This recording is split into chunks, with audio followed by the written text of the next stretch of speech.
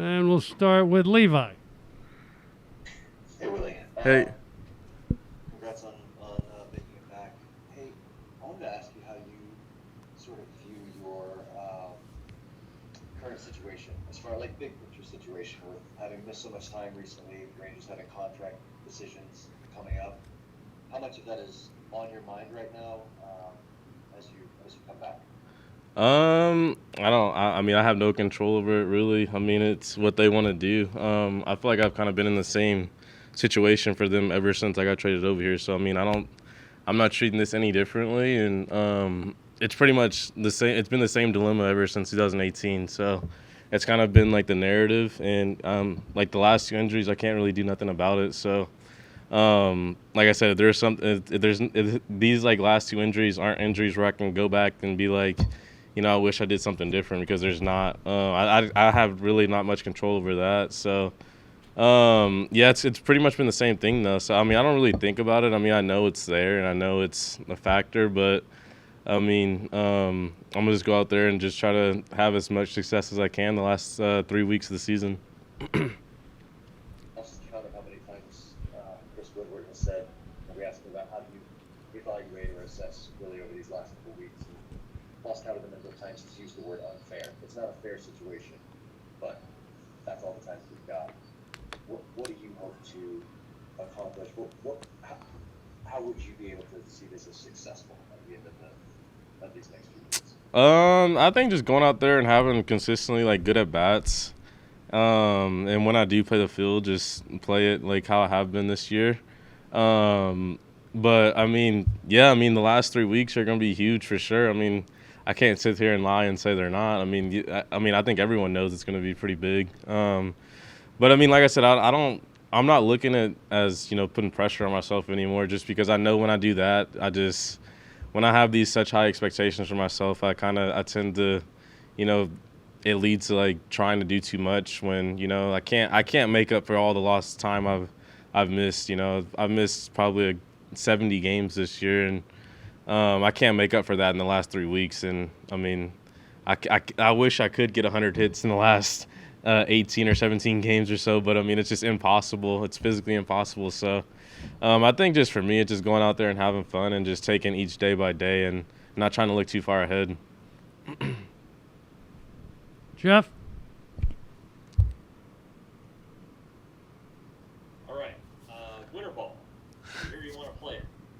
Yeah, I mean it is what it is. I mean it all depends on how these last 17 games go. I mean, I feel like if I need to, I mean, I didn't expect to come out yesterday and get like 2 hits right away, just because I mean I haven't seen like quality pitching in 2.5, 3 months. So, but I mean, I saw after my first at bat, I thought I was like, well, this might not be looking too good. I struck out in 3 pitches. So, but after I settled down, I felt like honestly I picked up right where I left off. I feel like right before I got hurt, I was starting to see the ball well. I was starting to make adjustments to hitting off-speed pitches, because I feel like off-speed pitches this year have given me some troubles. But I figured out some things when I was rehabbing on hitting off-speed pitches, and it translated to yesterday. My first hit, I was able to get a hit off a curveball right up the middle. So I think after my last 2 at bats going in today, hopefully I can build off that. And if winter ball is something that I can do, then maybe that's something I do. But I mean, I did say I did want to play. It all depends on these last 17 games, though. If you hit well, you may not go, but if you feel like you need something. Yeah, I mean, I feel like if I'm seeing the ball, good, and I feel like if I'm get as many at bats as I can, then I might not need to play winter ball. But I mean, it all depends on the situation, really. Emily?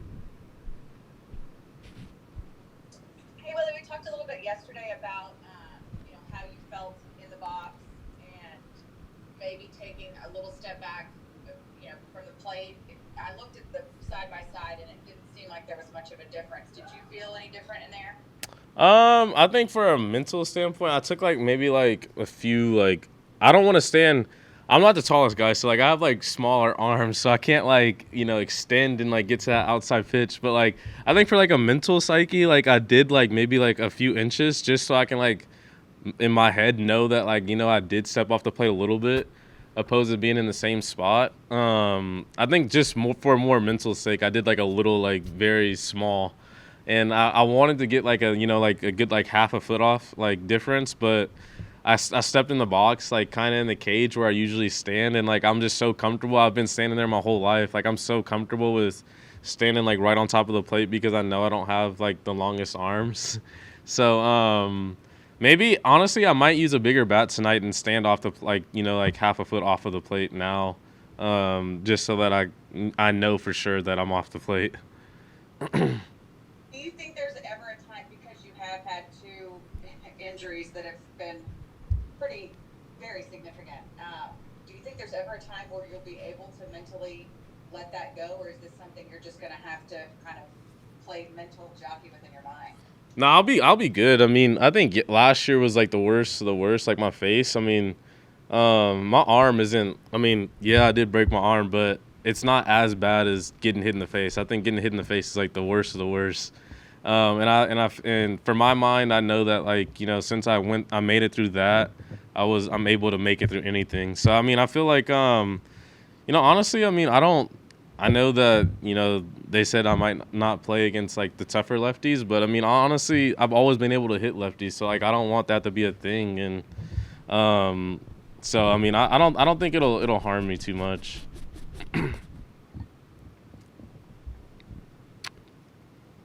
Okay, Evan. Yes, Emily pretty much stole all of my questions, which I will hold against her forever.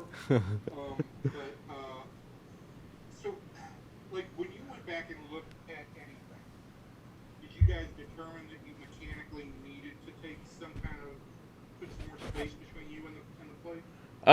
No, not really. It's just because like I think that I've always been like such on top of the plate is because like I know like my strengths to hitting is pulling the ball like from like center field to right center, and like I just get base hits to left field when I do go that way, and I don't really hit for much power that way. So I figure like for me, I would like I've always like my whole mindset has been like stand on top of the plate so that I can make the outside pitch look down the middle. I can make the inside pitch. Like I actually like want them to throw me inside because like I know that I trust myself to hit the ball to right field with power, and so I don't think I don't want to get away from that. But I mean we did look at it, and like I'm super aggressive when I swing. Like I swing really hard, and like I use like every pound in my body like goes into the ball. So I don't think I wanted to get away from that. I think that's the biggest thing for me is I might have to use a longer bat, not like heavier, but like a longer bat, and stand a little bit a little bit more off the plate so that I'm able to reach like all pitches. How long is the bat you use typically? Right now I've like when I was like coming up in the minors and stuff, I use a huge bat, like a 34.5, but like I figured out in like the big leagues, you can't really get away with swinging that big of a bat because of how hard everyone throws.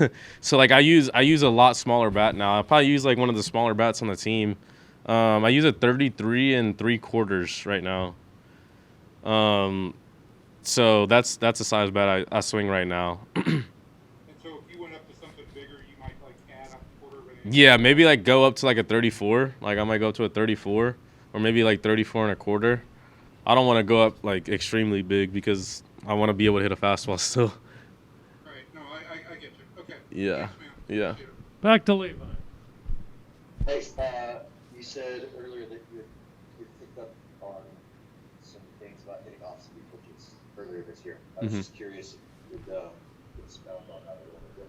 What did you figure out? Yeah, it's just for me it's like when I like try to like do too much or something in the box, like I kind of like tend to like pull off like on off-speed pitches, and which causes me to hit like a lot of ground balls to the right side, and instead of like staying like through the ball and like through the middle of the field, it keeps me on all pitches. But I feel like I'm starting to like slowly like learn to like stay up the middle more and to be more of a guy that like stays like gap to gap opposed to just trying to do too much. And like, I mean, I get it. Everyone likes home runs but like, and eventually like, like I used to hit a lot of home runs, but I mean, I think I'm more of a hitter that just runs into home runs. Like if I try to like force hitting home runs, like I miss a lot of balls and start grounding out a lot. That makes sense. Thank you.